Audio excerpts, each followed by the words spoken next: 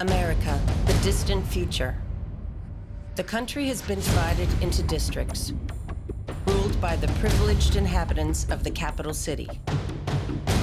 The districts are impoverished, and the people often find themselves facing hunger and starvation.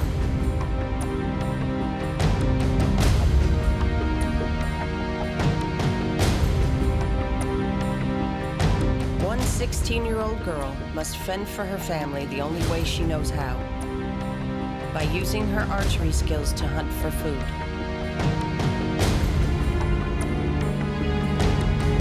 The capital rules the districts with an iron fist.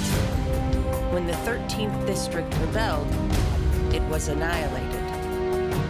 As a reminder of this rebellion, each year, 2 youthful members are picked randomly by lottery from each district to compete in a fight to the death.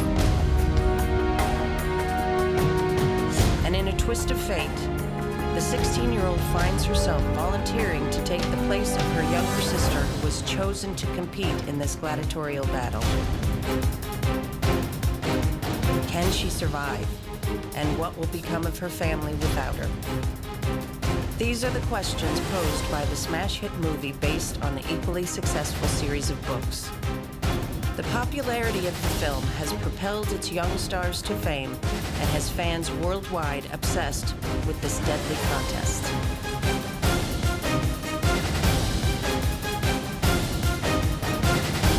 The Hunger Games.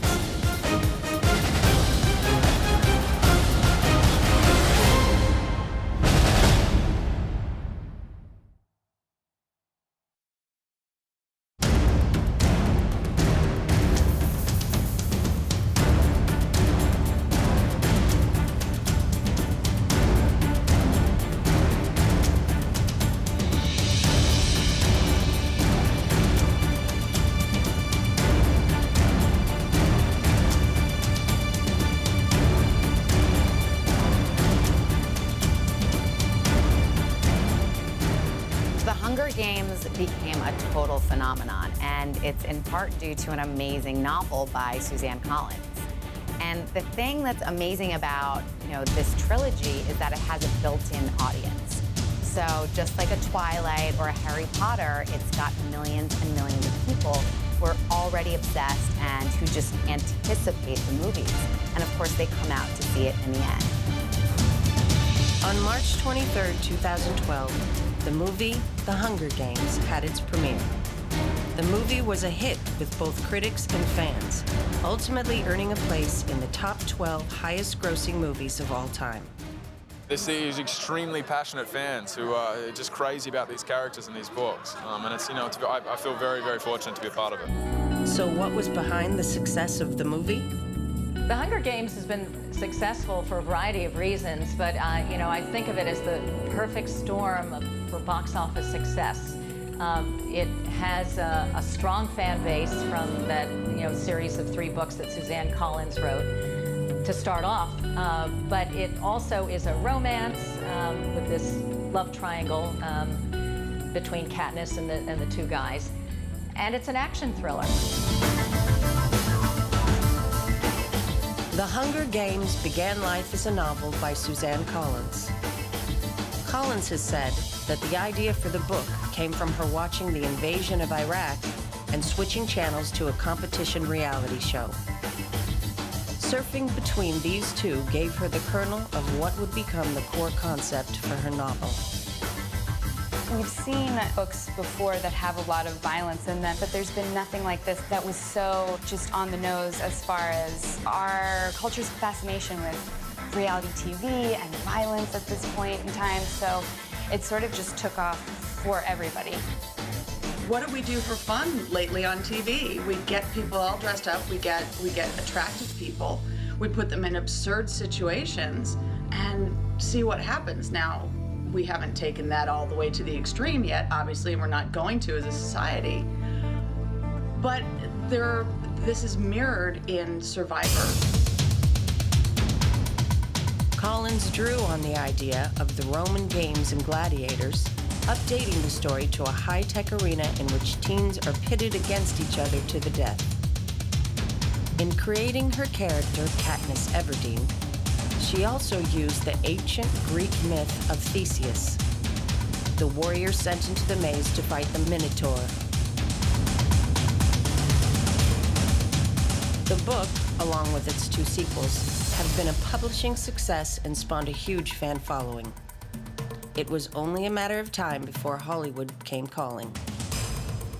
People have a lot invested in the characters, and you want to see how that plays out on screen. I think that's where you get the excitement, you get the build-up, you get the massive advance ticket sales that we saw with the first film. There was so much hype with the books that by the time the movie actually came out, it almost didn't even need a marketing campaign. Famed indie studio Lionsgate joined with production company Color Force, hiring Suzanne Collins to write the script from her own book. To help realize the script, Lionsgate brought in veteran director Gary Ross.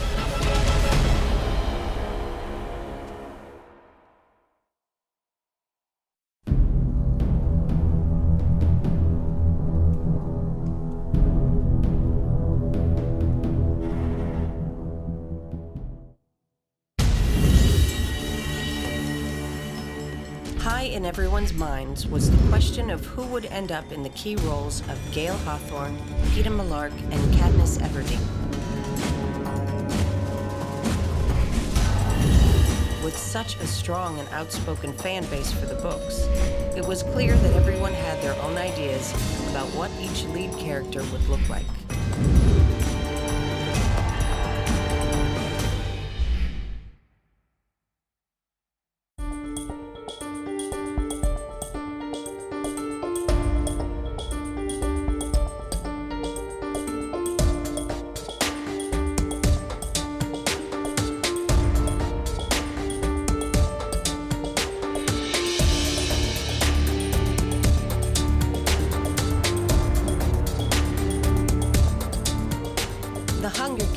Is at heart the story of one 16-year-old girl's growth from impoverished waif at the mercy of the mean adults into full-blown heroine.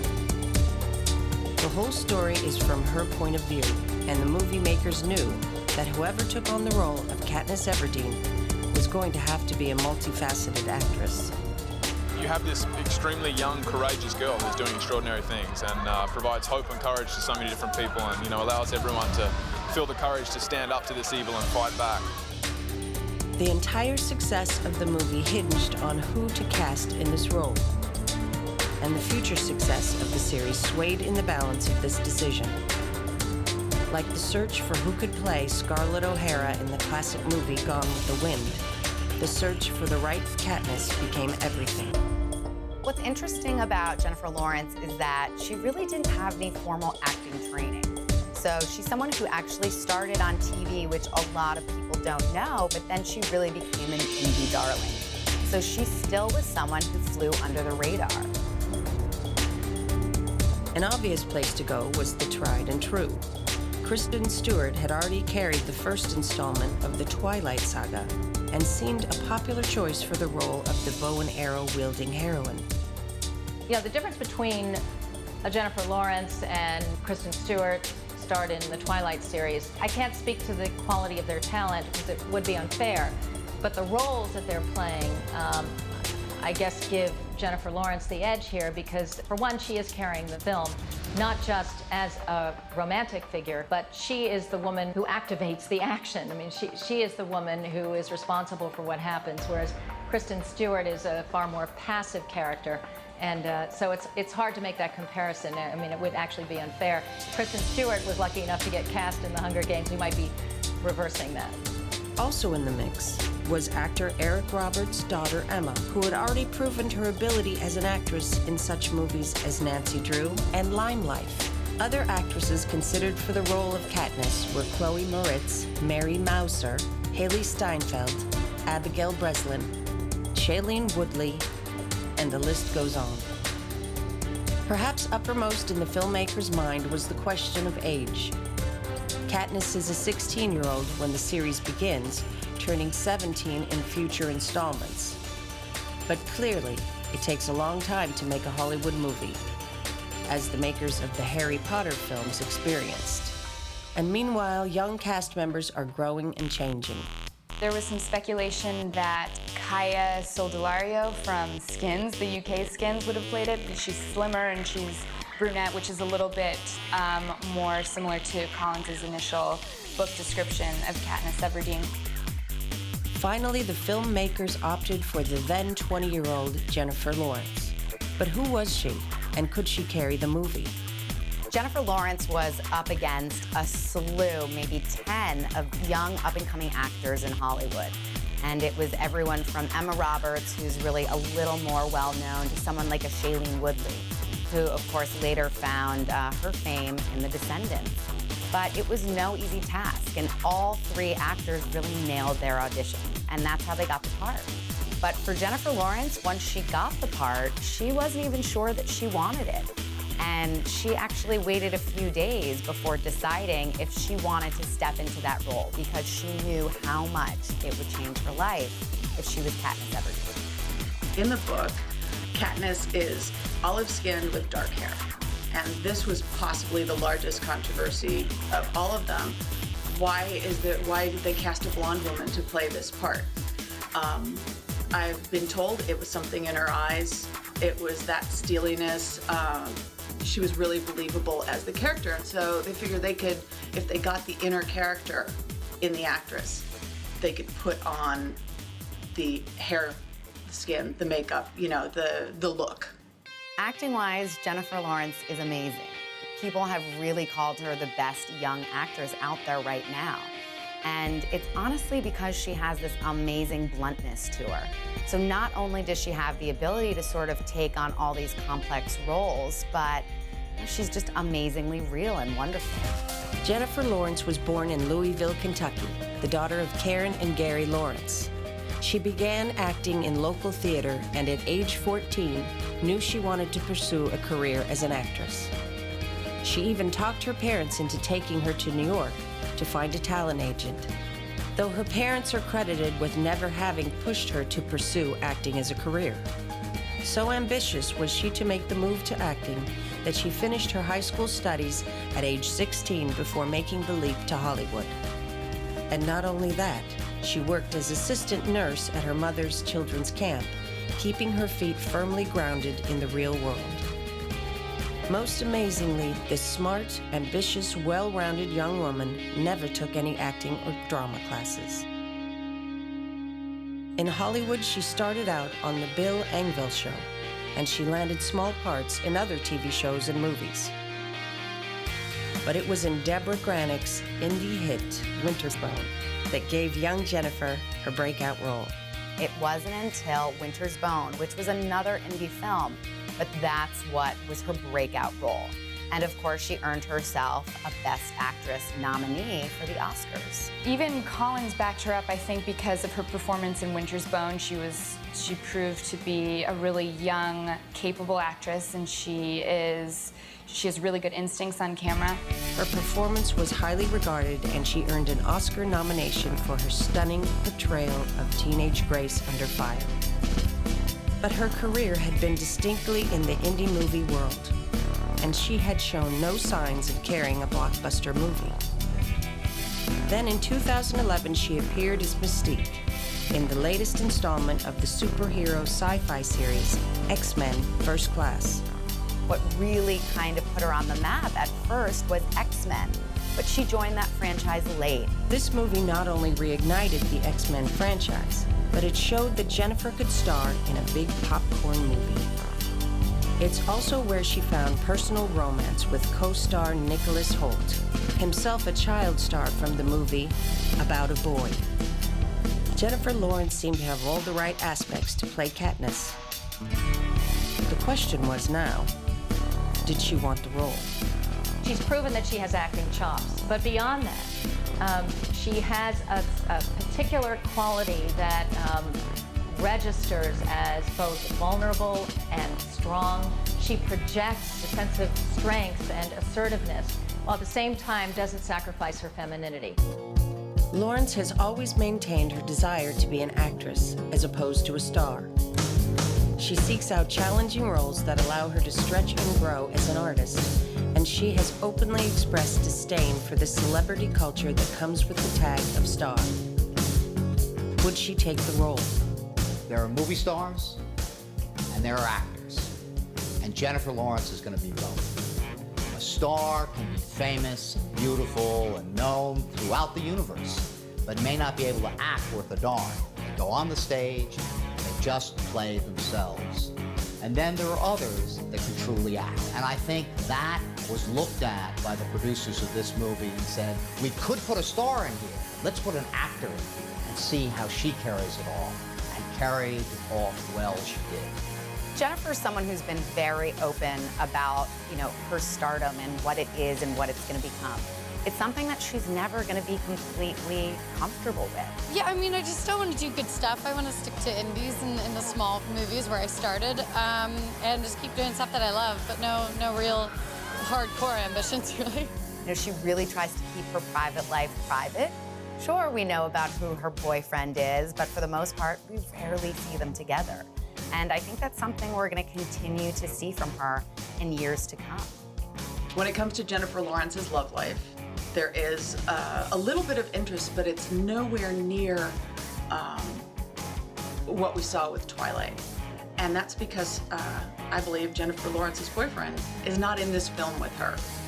So there aren't people putting that relationship, confusing the relationship between the real life people and the characters in the film. And also the relationship between Peeta and Katniss and Gale, it's complicated. It's not a clear-cut romantic love affair. So I think that's going to keep it a bit lower key than what we saw with Twilight. Katniss is not the average female heroine. She is morally conflicted about her role in the Hunger Games and is torn between the love of two men. Jennifer Lawrence was able to find the depths within the character, and according to all those who've seen her performance, makes this character come alive. Jennifer Lawrence is not the Victorian bow and arrow in Pride and Prejudice. I mean, this is a powerful woman. This is a woman who could be a role model for a generation. And this is a young Hillary Clinton of this generation. This is someone that can be admired and looked up to. She is a superhero. When that bow and arrow is in her hand, it's almost as good as a wand. She's completely on target, pun intended. And also, there's so much strength and so much force behind it. It's only fitting that she would have a bow and arrow. I had very intense archery training, and now I think that if somebody holds still, I can kill them. That's my archery training. However, the critics and even some disgruntled fans could not abide that Lawrence was 20 years old when she made the film, not 16. Nor did they think it right that a supposedly starving waif would look as healthy as Jennifer Lawrence. Some even said she looked fat. There are people who were saying she was too fat. Welcome to Hollywood. And the thing is, in Pan Am and in their district, these people are starving. The irony is nobody in Hollywood is too fat, so I don't know who they would have cast who would have been sufficiently thin. She's not one of these stick-thin actresses. She's got meat on her bones. But in the end, that was something we really needed to see in the character. I mean, she was going through some intense situations. And a stick-thin little Hollywood actress is not going to be believable, but Jennifer Lawrence was. And yet, when people got to see this talented, intense actress on the big screen, for most, the question of age and body size became moot, if not downright stupid. One of the things that's great about the film is there are 3 young stars, and there's 2 very handsome guys, but it's impressive that we have a female superhero who's the lead. And I call her a superhero because, she really is to those kids. I mean, she's a heroine, and we haven't had that in a really long time. Jennifer Lawrence completely carries this film. Jennifer Lawrence had managed to shoulder the central role of Katniss Everdeen and deliver a film that pleased critics and fans alike, as well as reaching a much wider audience and propelling the film to success. I just thought it was, you always kind of try to live before you make a movie. You kind of think, well, what's the point in telling this story to the world? And I thought it was just one of the most powerful messages we've received in this generation. And I was really happy and excited to be a part of that. She truly has become a role model, but not only just in general, but a fashion role model as well. And she definitely took some risk when she was out for this press tour. I mean, I was impressed by the high level of fashion, but that said, she still kept it rather classy and demure when she had to. She knows that the people who look up to her and her audience are younger.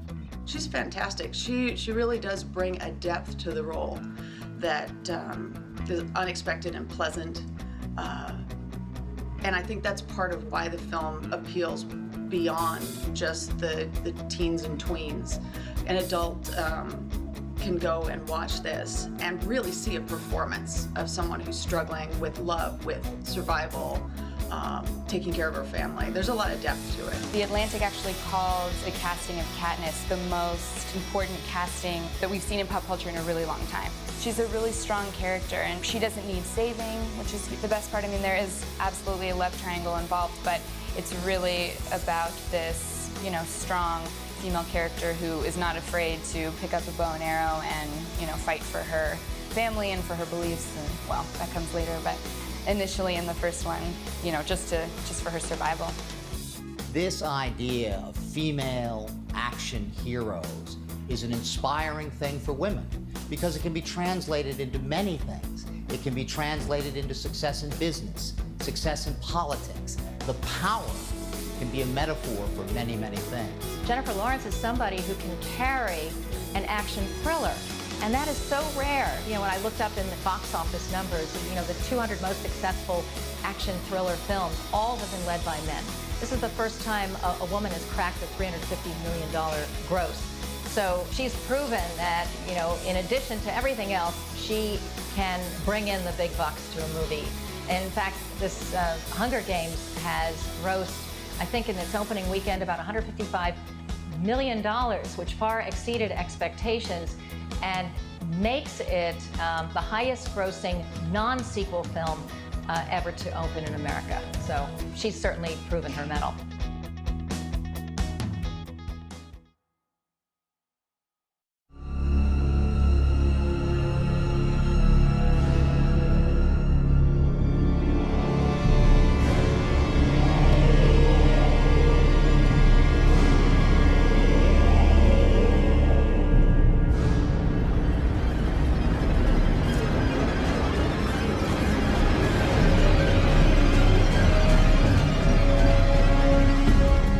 On everyone's list was the question of who would fill the role of Gale Hawthorne, Katniss Everdeen's best friend, hunting partner, and main love interest.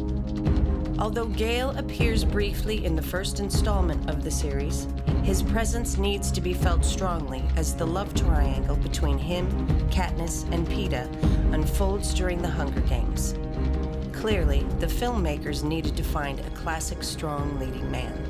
With any young adult series, just from a business savvy standpoint, as you know, a touching stone, there has to be some sort of love triangle, some sort of conflict of the heart. And I mean, if anything, Stephenie Meyer's Twilight really showed that. And it's almost sort of a formula now. I mean, even 50 Shades of Grey, the series that's out right now, the book series, is so popular, and even that has a love triangle in it. So I think it's absolutely crucial, or at least explains a lot of why the books were so popular.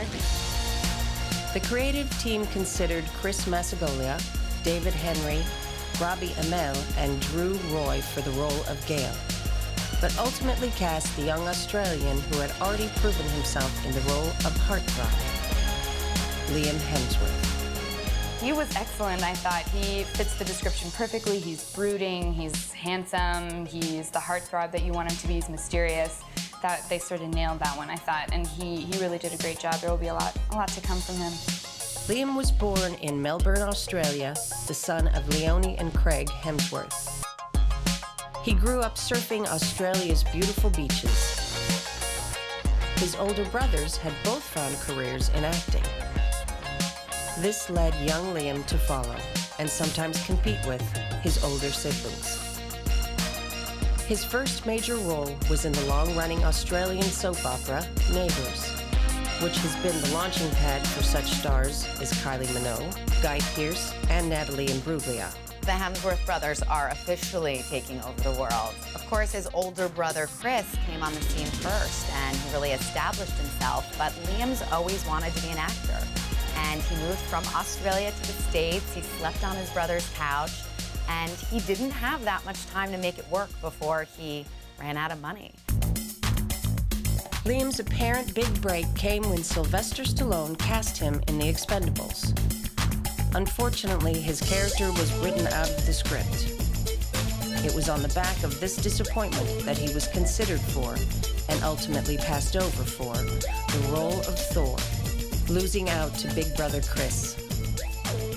It's interesting because Chris has sort of been the definitive Hemsworth, with Liam coming in on his coattails.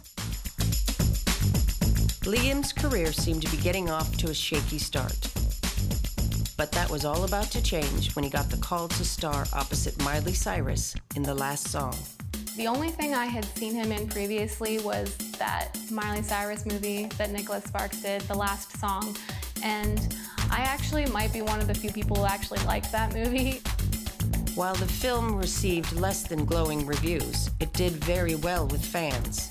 More importantly, it introduced Liam to Miley Cyrus, and the two became romantically involved off-screen. Liam's relationship to Miley has been on again, off again, particularly as the young singer has made what many consider a rocky transition out of her Disney persona and into adulthood. If anything, maybe it helped his career. He can, he's in love with a young and beautiful actress, now his fiance, and I think that it sort of, it only helped him play the love-struck, young man even better from far away as he, watched her fight. Unfairly, many in the press named him Mr. Miley Cyrus. Nonetheless, the young couple have weathered the storm of paparazzi and gossip, and in June 2012 announced their engagement. He's engaged to Miley Cyrus, and she's one of the biggest stars of sort of that age group. So of course you're gonna hear about the two of them together, or people are gonna make that sort of criticism and call him Mr. Miley Cyrus, but he holds his own. And I think his star could even surpass hers. And Liam really, through his engagement to Miley Cyrus, is going down a different path than Chris has. About whether we're going to see him as Mr. Miley Cyrus, I don't know. He seems to have a pretty strong personality of his own, but there's going to be, talk about a relationship people are going to be paying attention to. It's that one. They're talking babies before marriage, during the engagement. It's, it's going to be, hold on to your hats and glasses with that one. I think Liam's in for an interesting ride. And he was cast in The Hunger Games, and it really was his breakout role. And people were treated to not only how good looking he is, but he's got some incredible acting chops. And, this role has given him so many roles that are to follow. I mean, right now he's filming Empire State, but he's got 7 or 8 films in the works. I mean, his career has just absolutely taken off. More importantly, Liam finally proved himself as an actor and leading man with the success of The Hunger Games. And perhaps even more importantly than that, the fans love him. I mean, these characters in the books are bigger than any of us, and I feel very fortunate to be a part of it. The male leads in The Hunger Games are very much future leading men, and in fact, I looked up in IMDb, and I found that Josh Hutcherson and Liam Hemsworth, between them, have 9 projects that are coming out in the next 2 years. Liam Hemsworth in particular has 6 films that are due to be released between now and 2014. So he's definitely proven himself to be a star in the making. And I'm not even considering the fact that he's engaged to marry Miley Cyrus. So he's going to be famous by association, in addition to the fact that he has some good credits under his belt already. We honestly didn't see a whole lot from Liam Hemsworth in the first film. Sure, we saw him at the beginning, you see him a little bit throughout, but it wasn't his movie. And he's certainly a part of the upcoming films. And, his character in the books really takes a center stage. And although he's, of course, known to be a hunk, things get a little hairy, and they certainly get a lot darker. So it's going to be interesting how fans react.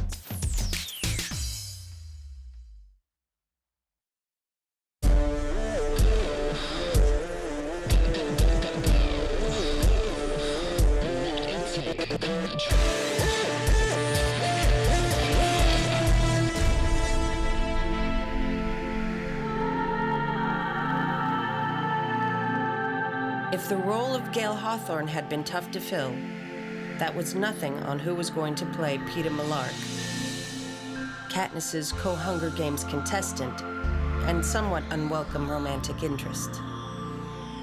Who could possibly play this emotionally complicated character?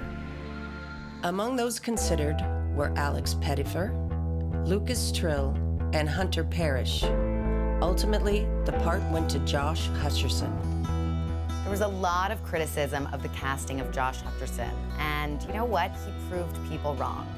Sure, he's a little bit short, and when you put him up against Liam Hemsworth, who's not going to think he might not be a little less hunky? I'm a lot like Peeta in a lot of ways, and I think that he's very true to himself and wants to maintain that throughout everything, and that's something that I definitely believe in. He brought something so incredible to that role of Peeta. I mean, he was emotional, and he was smart, and I think he was really the smartest character that we saw come to life from those books. I mean, he used the media, and he played that game, and it was something that was really impressive to fans. It took about 4 weeks, but it was a lot of eating. That was the hardest part, was eating so much protein, eating things I don't like, and not eating Pop-Tarts and cereal like I love. He was probably my favorite casting decision of the three when I first heard about it, because I knew I loved him and thought he was great. When you see him at first, you kind of go, oh, he's the boy next door, isn't that sweet? But then to see him in the role and to have, again, he's got a real inner strength. You know, actions speak louder than words, and when you see how his character behaves and how he has that coming from such a place deep inside, he's absolutely believable. I'd date him. Josh is the son of Chris and Michelle Hutcherson and was born in Union, Kentucky. According to Josh, he knew he wanted to act from age 4, and at age 9 moved to California so he would have more opportunities.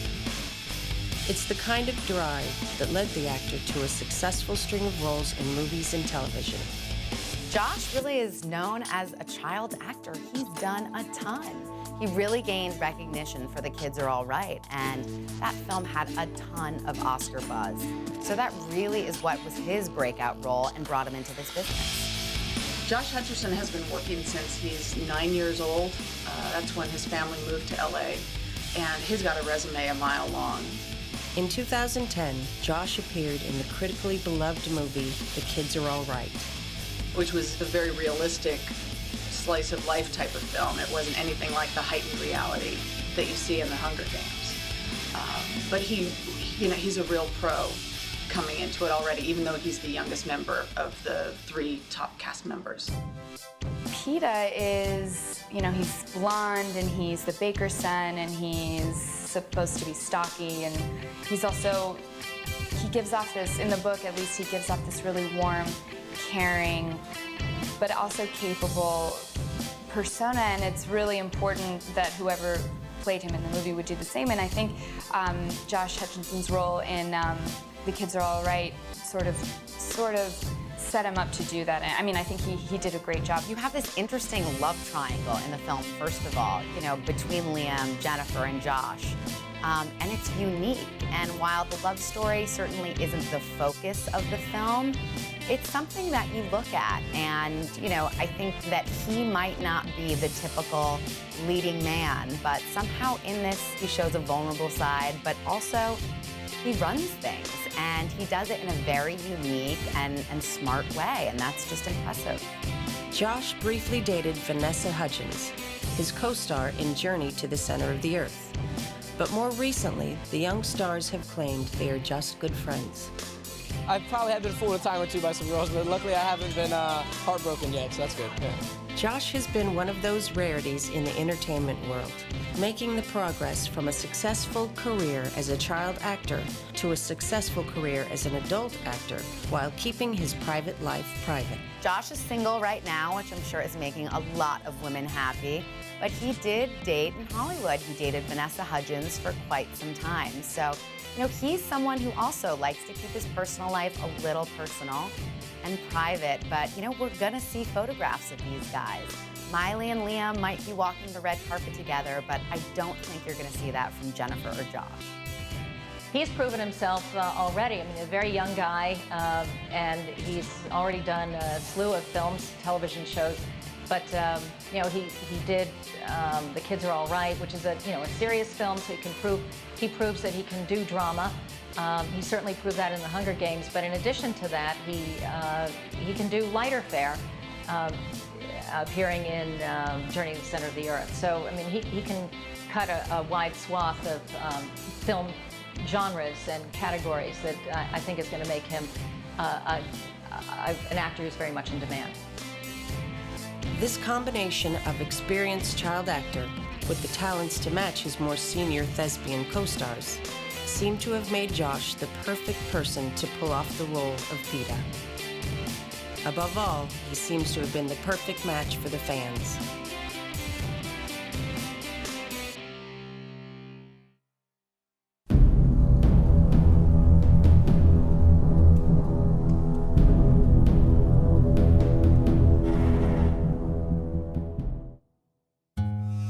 With the key role of Katniss decided upon, the movie was ready to shoot. Well, almost. Since the world that Suzanne Collins had created was full of bizarre and fantastic characters, and these supporting roles were just as important as the three leads to capturing the sense of the strange and horrifying world of Panem. The role of Hamish Abernathy, the drunken, burned-out mentor to Peeta and Katniss, went to the appropriately dynamic Woody Harrelson. Veteran actor Donald Sutherland was cast as the devious President Snow, while the role of Seneca Crane, head game maker and President Snow's underling, was played by Wes Bentley, best known for his breakout role in American Beauty. Elizabeth Banks played the role of Effie Trinket, the chaperone to District 12's tributes Katniss and Peeta. And in an arch turn as a media commentator and show host, Stanley Tucci oozes as Caesar Flickerman. Finally, in an inspired piece of casting, rocker Lenny Kravitz plays Sinis, Katniss's sympathetic stylist and advisor.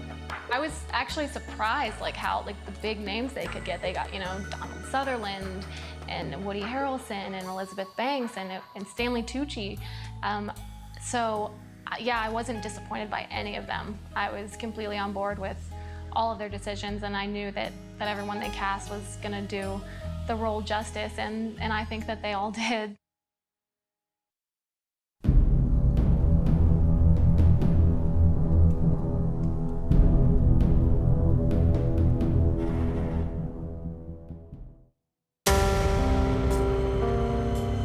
Perhaps one of the most contentious elements of the Hunger Games is the depiction of the games themselves and what has been labeled teen-on-teen violence. To many, mostly adults, this aspect of the story has been the most disturbing. Seeing kids killing kids on screen and reading about it in the books, it's definitely eye-opening. It's not usually something we see in movies that's not meant to be like a horror movie where it's the scary little kid. I think there was a fear of that. I think parents were a little bit concerned because, the kids want to see the movie so bad, and are we really going to go see kids taking each other out? I think in the film they handled it really well. Teen-on-teen violence might have been more controversial in this film if not for some very clever work on the part of the cinematographer and the director, Gary Ross. Well, the violence in no way is glorified, and I think that's key. It's not about the violence, it's about these kids that are struggling and these families, and it's about freedom and standing up to a greater power. So it's not glorified in any way.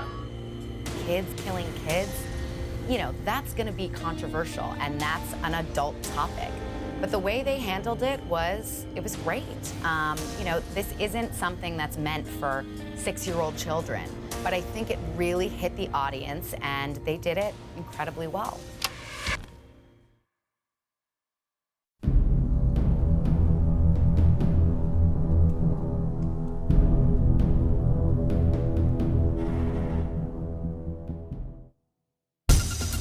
Following in the footsteps of other recent movies with a heavy angle toward the tween and teen market, The Hunger Games has spawned a huge fan following. Yeah, it's a little overwhelming at times, but I just feel so fortunate. I'm so happy to be where I am and promoting something that I'm so proud of. So. It's a compelling story, as I mentioned, full of action. It has some violence, and it was very, very well reviewed. So it's going to get an audience of young people who are eager to get to these films, you know, on opening night. But it also has legs in that it's going to appeal to older audiences who might want to take their time before going out to see a film. I was skeptical when I went in to see the movie. You know, I wasn't their built-in fan base. I wasn't a fan from the get-go. I thought it was going to be a children's movie. You know, I knew, of course, of the topics, but I didn't know how they were going to handle it. And I went to that world premiere, and I left totally satisfied. I think the fan base is probably a little more female, but it absolutely, you know, crosses that line. You get a lot of male fans. Hunger Games is not just for girls. You know, I looked at a survey, and they found that the audience initially is comprised of 60% women or girls and 40% guys. By contrast with Twilight, which many people consider a chick flick, in which audiences are composed of 80% female. The difference between Twilight, which is pretty much just a romance with, you know, and it's a fantasy, whereas the beauty of The Hunger Games is that it has all of this action, but there is social relevance as well. So that's going to appeal to men, older men and women, in addition to the girls who are going to go because they read the books and are intrigued by the romance. But guys have been flocking to the film because of the violence and, you know, the action aspect of it. So it's not just for girls. It's very exciting. It's very exciting. His fans are awesome. It's a little chilly, and they're still out here ready to go, so it's exciting times. You know, something else that's really amazing about it is that it's not a fairy tale. So this is a story that doesn't talk down to kids. It's real, and it teaches them lessons, but it also makes them feel like adults. And it's also a film that adults can like. Now, the other great thing about The Hunger Games is that, you know, not a lot of films are made for this sort of age group. I mean, we've got tons of kids movies, and of course, there's just a plethora of adult films, but you don't get a lot that are made for that sort of tween audience. The Hunger Games phenomenon is, well, first of all, really what's important to know about it is that it's not just a thing for children. So the series are, you know, it's a young adult series, but it's kind of exploded among adults as well. Well, I think The Hunger Games have resonated with audiences, especially young audiences, because they're immediately relatable to in a way that the young audience doesn't really even understand. They're looking at something that incorporates reality TV, which they live with every day, but it also expresses their frustration with the powerlessness that they feel in the society. This is almost a generation with no future, a generation that feels alienated and exploited by their government, a generation that's starving in a way, not for food, but for information, opportunity, a fulfilled life. And so I think that this movie and these books resonate with youth today because they're expressing something that the youth feel but cannot express for themselves. The fans are devoted and have produced everything from websites to their own movies. And many of these are as well made as their big-budgeted Hollywood relative. Mockingjay.net was started in 2009 by Kimmy. She's always been really involved with literature, and she wanted a way to just bring news from the books to people who would want to read news stories, and so that's how Mockingjay.net was created. And then while she was going with that and they were releasing the books, then that was when they announced the movie, and so then it turned into book/movie fan site, so it's a little bit of everything. And then she and Crystal, the other admin behind Mockingjay.net, they just brought news stories to anybody who was interested in reading them, and then the fan base grew and grew, and they tried to keep it more fun than just news stories. That they did contests and promotions, and they gave people prizes for guessing this or that, or so it tried to be more of an interactive feel than a typical website where you click and you read and then you go away. We try to make it interactive. It's a great story, and that's where I think a lot of the appeal beyond teens and tweens and the little girls, I think the appeal for men and women of all ages comes from the fact that it's just a terrific story. It's interesting that the phenomenon of the bow and arrow has come back, where people are all of a sudden overwhelming archery schools everywhere. The hunters are saying, what is going on? Where are these teenagers coming from that want to learn how to shoot a bow and arrow? And the compound bow that's normally sold is being now outstripped by an English longbow, or a bow that's actually made out of wood that has that same feeling that the character in The Hunger Games has. I was a huge fan of the books before the movie, and I think, when anything garners a super fandom like Hunger Games did, it's all because of the way that when you're reading the book, the way that it comes alive to you in your head. So the movies were always going, just like with any, science fiction or fantasy, any of the Harry Potter books or even Twilight, none of that can really stack up to what's going on in your head. So I think that's why the books are so incredible, and that's why people love them so much. But no fan also would skip seeing the movies. There's always the possibility, the hope that maybe, the gladiatorial combat, that dystopian future that she's created is going to be just as good as it was in your head. Whether or not that's the case is really, up to the viewer, and it rarely is, but that's what it is to be a fan, to take the chance and see if it'll measure up to what you've created. Now that the first movie has been a success, the filmmakers are ready to follow through with their plans for the sequels. But this has not happened without some changes shaking the fan base and blogosphere. We're going to have one film a year for the next 3 years. My assumption is they're going to be shooting the last one on, one on top of the other, kind of as was done with Harry Potter and with the Twilight saga. Still, there are many exciting new characters to come, which means new cast members. The casting is terrific. There's something for everyone. When you bring in someone like a Philip Seymour Hoffman, or when they brought in Stanley Tucci, you're pulling from a different fan base there too, where all of a sudden I'm like, hey, I'm a big Stanley Tucci fan. What is this Hunger Games thing? I think they're doing a fantastic job casting with the book in mind, meeting fans' expectations, or at least challenging them in a way that's not upsetting. Finnick is the big role that everyone's sort of waiting and anticipating who it's going to be, because it's an older character. It's, I don't know, sort of just this more mature, certainly more mature than Liam Hemsworth, but it's someone who's very handsome. So is it going to be a Chris Pine? Is it going to be an Armie Hammer? There's a lot of anticipation surrounding that. I think it was a big shakeup when director Gary Ross announced that he wouldn't be returning. People really enjoyed what he brought to the film. And now we've got Francis Lawrence. Now, this is a director who might not be so well known. He's done Water for Elephants, and it actually might be quite an impressive choice. If you look back at Water for Elephants, this was a beautiful film. And it really just got your imagination soaring. And that's something that they need to bring to the next Hunger Games.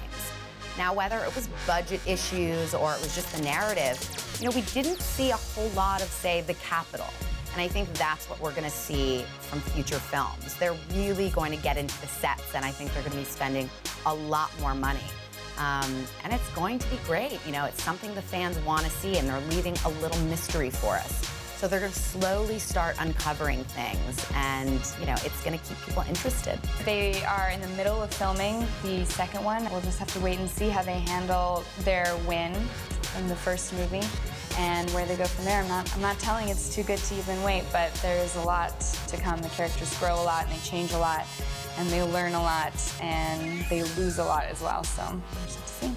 I think that the main trio in the Hunger Games, I think they all have solid careers ahead of them, and I think Jennifer Lawrence does for sure, because she's proved herself that she's like more than just Katniss. You know, she's been nominated for an Oscar, and she's doing like serious roles as well. And then Josh, because he's a pro at this by now. He's been acting since he was a kid. And Liam, I just think, even though he's newer to the scene, I think he'll be just fine. I think he's gonna do better than his fiancée Miley, in all honesty. Like, because I mean, the things I've seen him in, he has like legitimate talent, and I think that will take him far. The Hunger Games has delighted and inspired audiences in the best tradition of Hollywood movie making, following the old adage of make 'em laugh, make 'em cry. With the material that they chose something that had action and romance. And by doing that, girls like action too.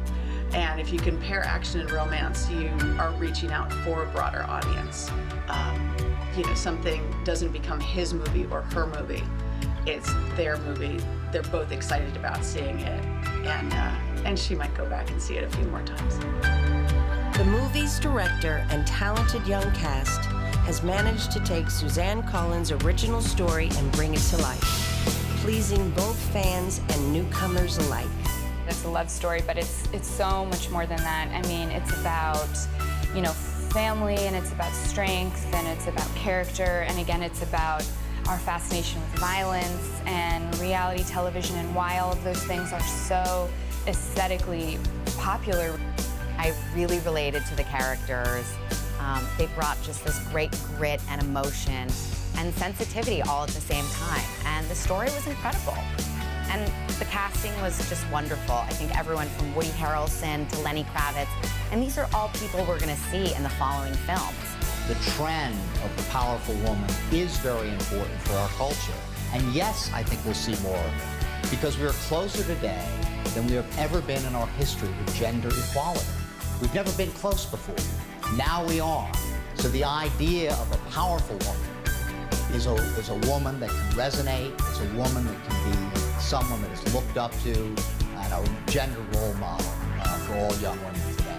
Well, I hope it does lead to a trend in which we're going to see more females, women leading action thrillers. Jennifer Lawrence has certainly proven that audiences are going to flock to see a movie in which a woman is the lead actor, is the hero or the heroine. And I'm so happy that that's happening finally. And this movie just opened with a bang. I think it's the 11th highest grossing film of all time. So it's very clear that audiences will flock to see a woman in a film if the film is well done, if the actress is credible, is believable enough, if the writing is strong, and the story is compelling enough. And in this case, all of that happened. I think it's great. It's always something to look forward to. It's like that Mockingjay.net's work is never done, because the movies just keep coming, so we're just gonna keep being a part of it. We can't wait to see where Katniss Everdeen, bow and arrow at the ready, takes us next.